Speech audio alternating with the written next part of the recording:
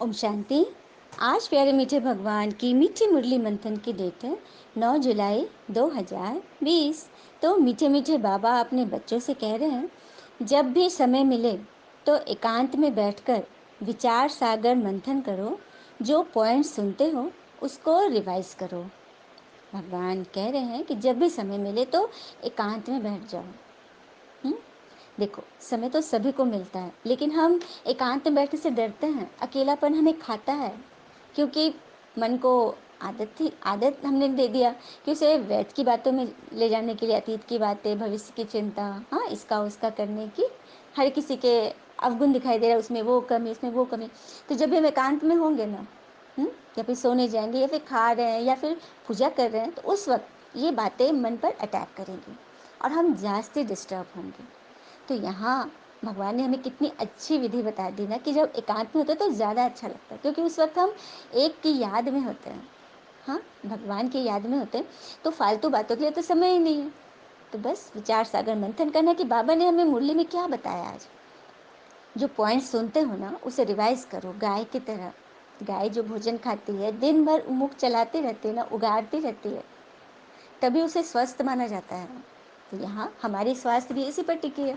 आत्मा की स्वास्थ्य, आत्मा जब स्ट्रांग होगी, हाँ, कल था ना मुरली का काढ़ा पीना है, तो ये ज्ञान अमृत हम पीते रहें और रिवाइज करते रहें, तभी तो हमारी आत्मा स्ट्रांग होगी, और आत्मा से फिर शरीर और कर्म हमारे अच्छे होंगे। तो समय निकालना है ना, सभी को टाइम तो मैनेज करने की चीज़ है। प्रश्न है, तुम्हारी याद की यात्रा कब पूरी होगी? उत्तर, जब तुम्हारी कोई भी कर्मेंद्रिया धोखा नहीं देगी, कर्मातीत अवस्था हो जाए, तब याद की यात्रा पूरी होगी। अभी तुमको पूरा पुरुषार्थ करना है, ना उम्मीद नहीं बनना है, सर्विस पर तत्पर रहना है। आगे बात समझ में कि याद की यात्रा हमारी तभी पूरी होगी जब हमारी कर्मेंद्रिया आँख, नाक, कान, मुंह, हाथ, पैर, मन, बुद्धि, संस्कार धोखा न दे। क्योंकि इसको विकारी संस्कार की आदत पड़ी हुई है ना, तो उसे हटाना है हमें।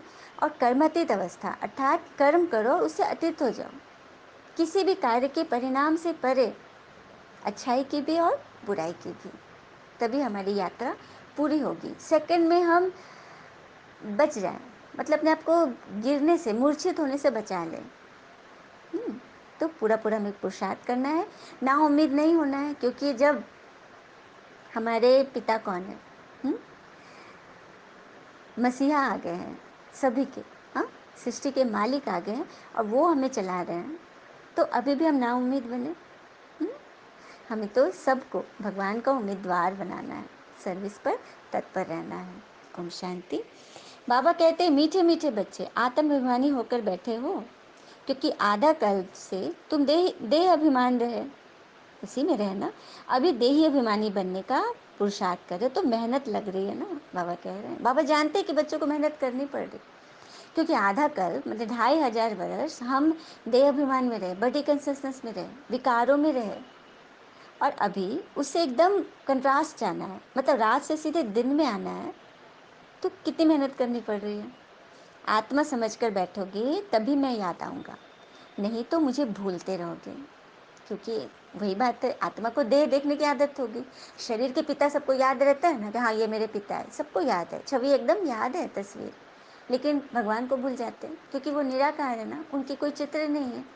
तभी तो बाबा कहते कि आत्मा समझोगे, खुद को विचित्र समझोगे, तभी विचित्र बाप याद आएगा, जिसका कि कोई चित्र नहीं है। और परमात्मा तो आत्मा के पिता है, शरीर के नहीं। शरीर के नाते रिश्तेदार, माता पिता तो हमें हर जन्म में अलग अलग बनाए हैं, अनेकों बनाए हैं। तो बाबा तो इस मुरली में अनेक प्रकार की युक्तियाँ बताते रहते हैं, राइट क्या है, रॉन्ग क्या है। बाकी भक्ति मार्ग में तो तुम्हें सब पता ही है क्या क्या करना पड़ता है। सच बात, कितने जप तप कर्म कांड हवन आदि दान पुण्य हमने किए हैं ना। हाँ, सब पता है कि भक्ति में क्या क्या होता है, लेकिन ज्ञान मार्ग की बातें नहीं मालूम। तभी तो बाबा हमें बैठ समझा रहे और हमें सच्ची सच्ची नेक सलाह दे रहे हैं, तो उनकी राय पर चलना है ना। और कहते भी हैं ना कि जीवन में हम किससे सलाह ले रहे हैं, यह जानना बहुत आवश्यक है। क्योंकि अर्जुन ने किससे सलाह ली थी? श्री कृष्ण से। और दुर्योधन ने अपने मामा शकुनी से। तो दोनों का परिणाम तो हमें मालूम है। तो यहाँ स्वयं भगवान बैठे हमें सलाह दे रहे हैं, रोज-रोज तो उनकी राय पर चलनी है ना। और भक्ति में भल पिता की महिमा तो करते आए, शिव शिव जपते आए, लेकिन बिगड़ जाने याद किए तो सब निष्फल हो गया। मतलब कि जो हम किए उसको वापस लेकर नहीं आए, सुख शांति लेकर नहीं आए, मिला नहीं, क्षणिक मिला। जिस वक्त पूजा कर रहे हैं, भक्ति के सजा रहे हैं, रूम सजा रहे हैं, धूप दिखा रहे हैं, मालाएं बना रहे हैं, तो उस वक्त मन थोड़ा उसमें लगा रहा, लेकिन बस मन डाइवर्ट हो जाता है। बाकी जब उस काम से निकले, पूजा करके आरती करके निकले, भोग वग खाया, उसके बाद फिर वही वही बातों के इसमें आ जाते हैं, होता है ना। इसीलिए बाबा की सलाह तो हमें माननी है। फिर ये बाबा कह रहे, सारा मदार ही पढ़ाई पर है। हाँ, सारा मदार ही पढ़ाई पर है, जिससे तुम श्रेष्ठाचारी बन श्रेष्ठाचारी दुनिया में जाओगे। तो श्रेष्ठाचारी बनने के लिए हमें बी पॉजिटिव, सदा पॉजिटिव रहना होगा। एक भी नेगेटिव मन में संकल्प मात्र में भी नहीं आए। जैसे एक बार दो दोस्त थे, दोनों में बहुत गाढ़ी दोस्ती थी, दोनों बाइक से जा रहे थे। अचानक बहुत भयंकर एक्सीडेंट हुआ, ट्रक से हो गया और दोनों हॉस्पिटलाइज हो गए। बहुत कस के उन लोगों को सीवियर, मतलब उन लोगों को चोटें लगी बहुत ज़्यादा। तो हॉस्पिटल में दोनों को एक ही रूम मिला और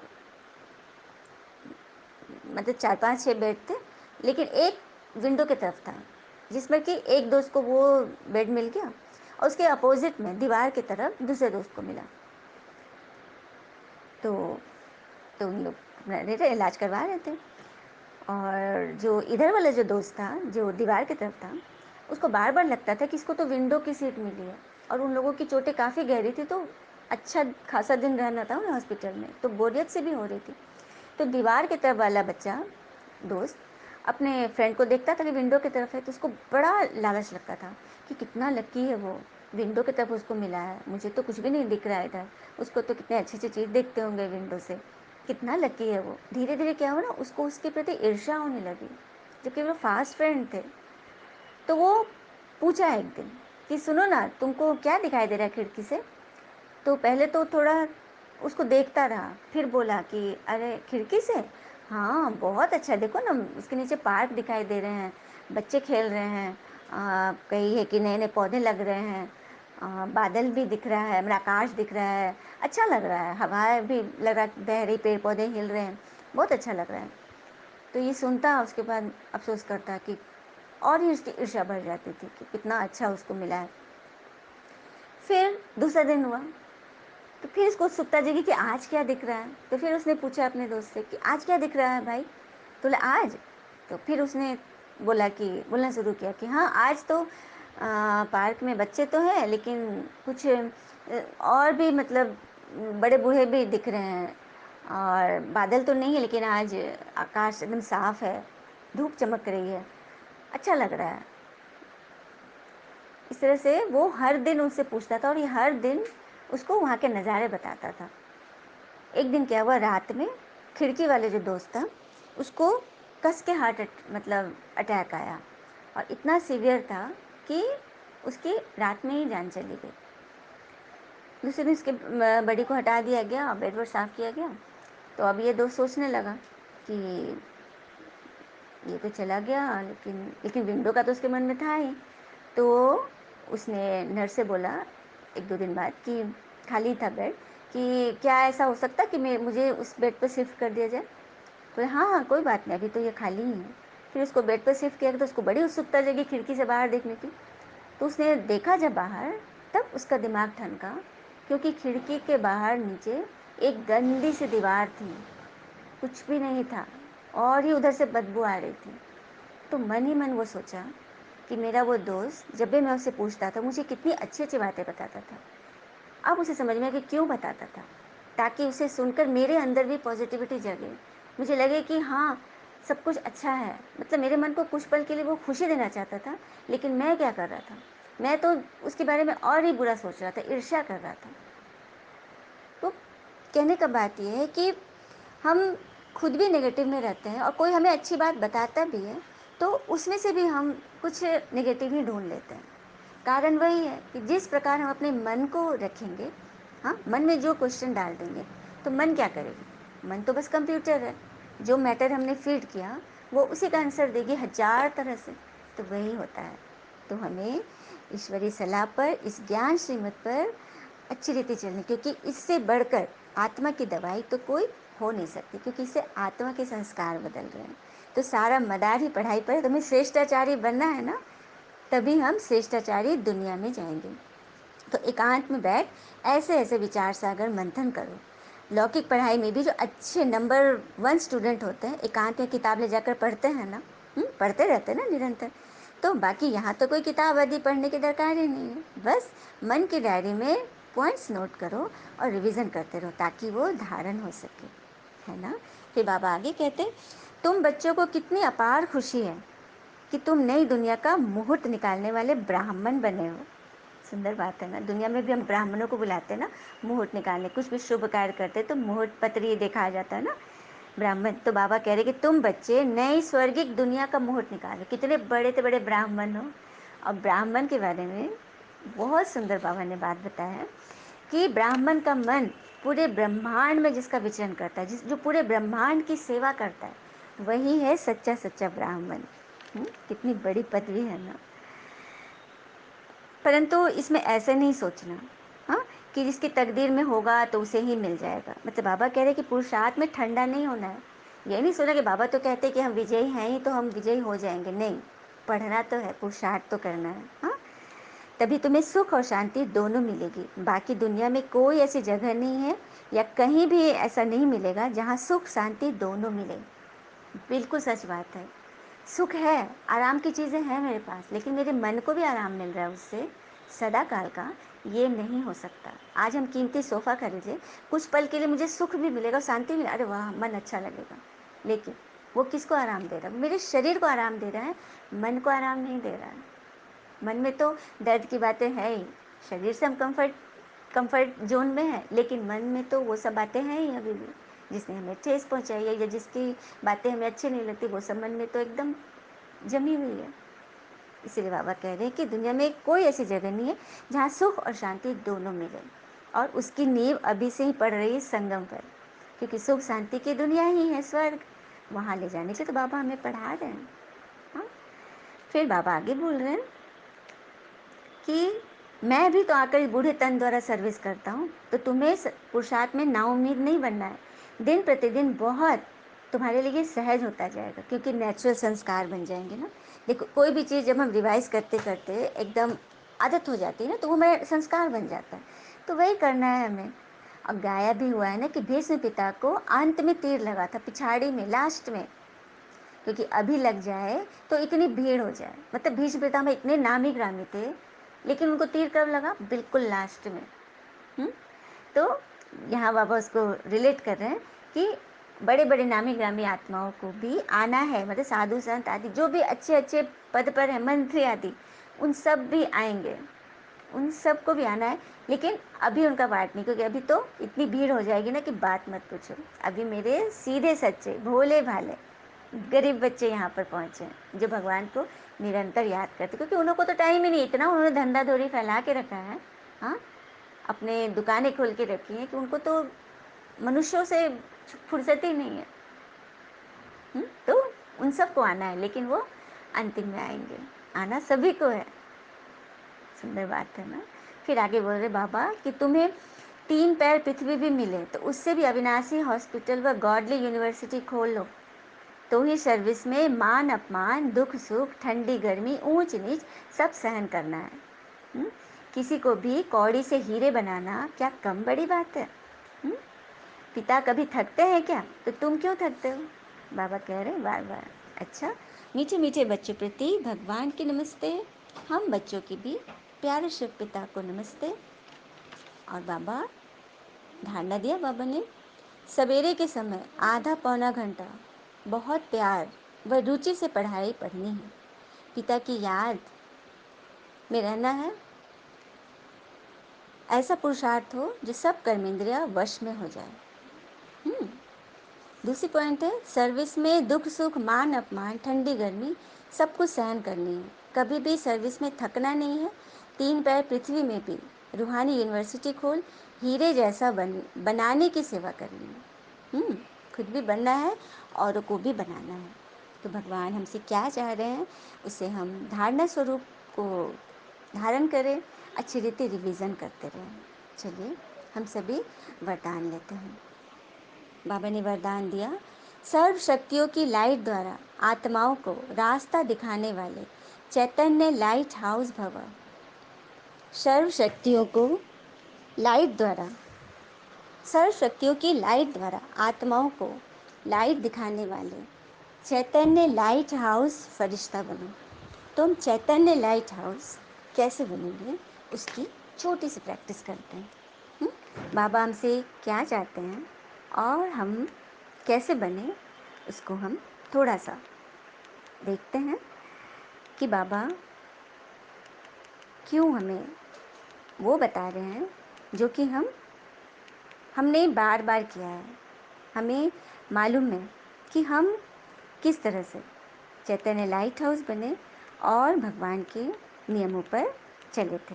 तो चलिए सभी आराम से बैठ जाइए और अपनी मन बुद्धि को चारों तरफ से हाँ हटाकर दोनों भावों के बीच एकाग्र करें, क्योंकि वो आत्मा का निवास स्थान है ना। हम बाबा ने तो बोला ना कि मैं आत्मा का पिता हूँ।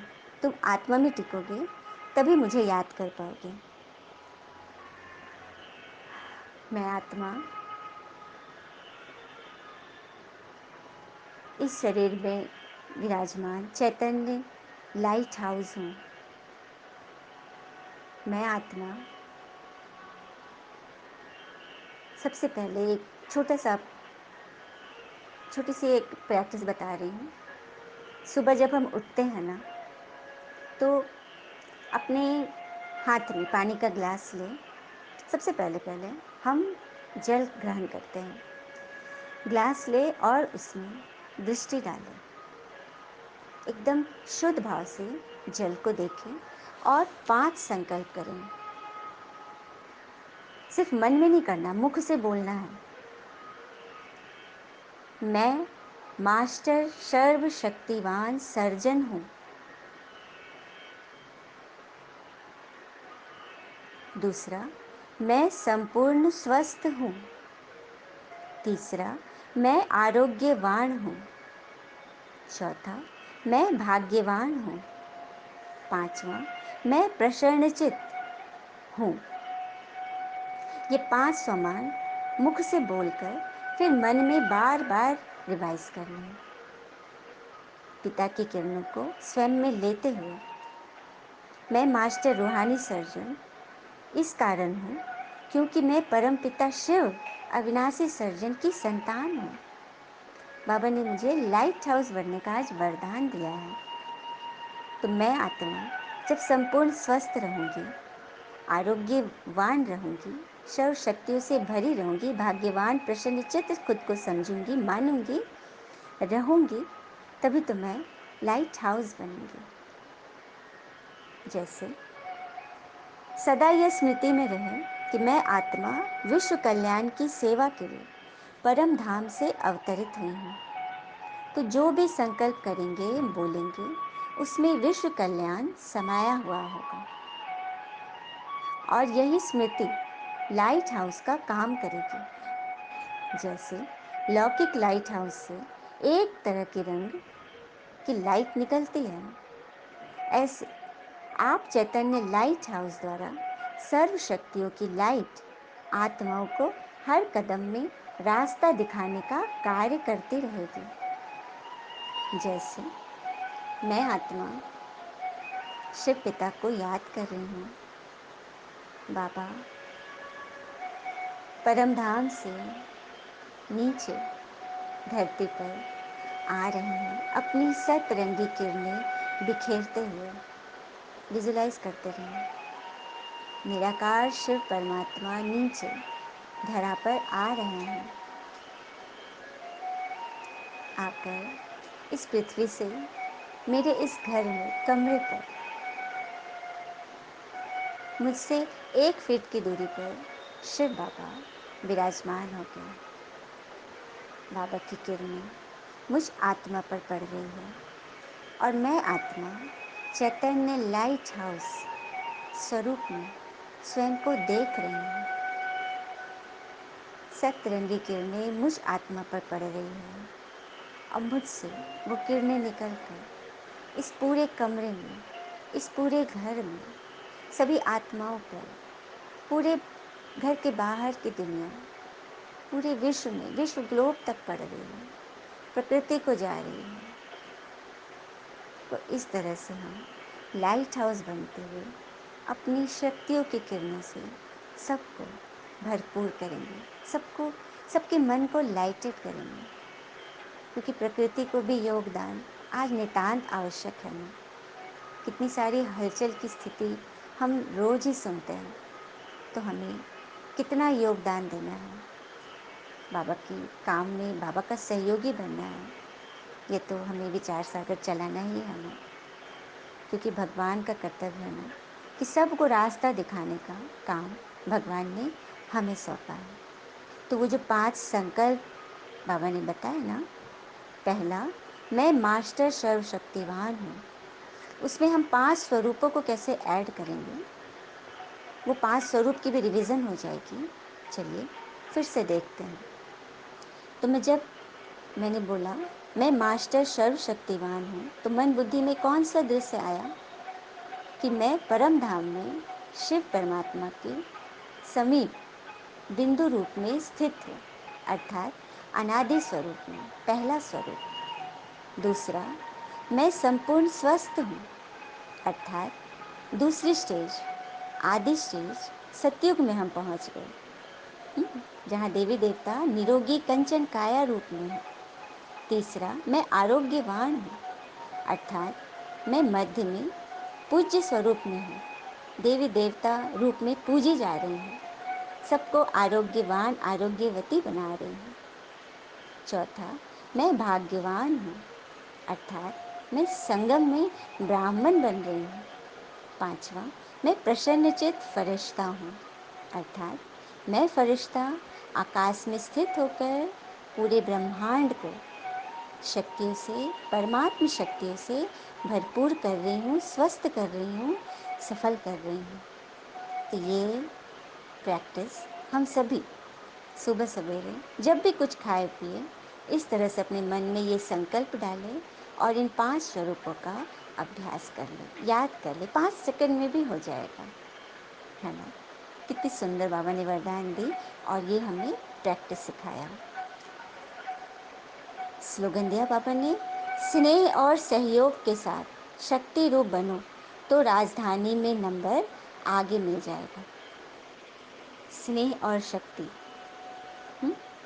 हमें बाबा इधर निरंतर शक्ति रूप बनाने के प्रयास में लगे हैं, तो हमें स्नेह और सहयोग तो रखना ही है, साथ में जो बाबा बता रहे हैं उन शक्तियों को धारण करना है, स्वरूप बनना है, तभी हम राजधानी में नंबर आगे ले लेंगे। तो उसके लिए हम सदा खुश रहें। ज़िंदगी में देखते हैं ना कि 100 में से 99 चीज़ें तो हमें वैसे भी मिली हुई है, बस 5 चीज़ों की कमी है, तो हमारा फोकस उधर ही रहता है जास्ती, उसी को सोचते बोलते मन में रिवीजन करते रहते हैं, तो मन भी पूरे ब्रह्मांड से वैसे ही नेगेटिव चीज़ों को हमारे तरफ आकर्षित करके हमें सदा दुखी, चिंतित व परेशान रखती है। तो हमारी चॉइस है ना कि हमें क्या सोचना, बोलना व करना है। अच्छा, ओम शांति। शुक्र है मीठे बाबा, वो बाबा के प्यारे प्यारे बच्चे। थैंक यू बाबा। All is well always. Om Shanti.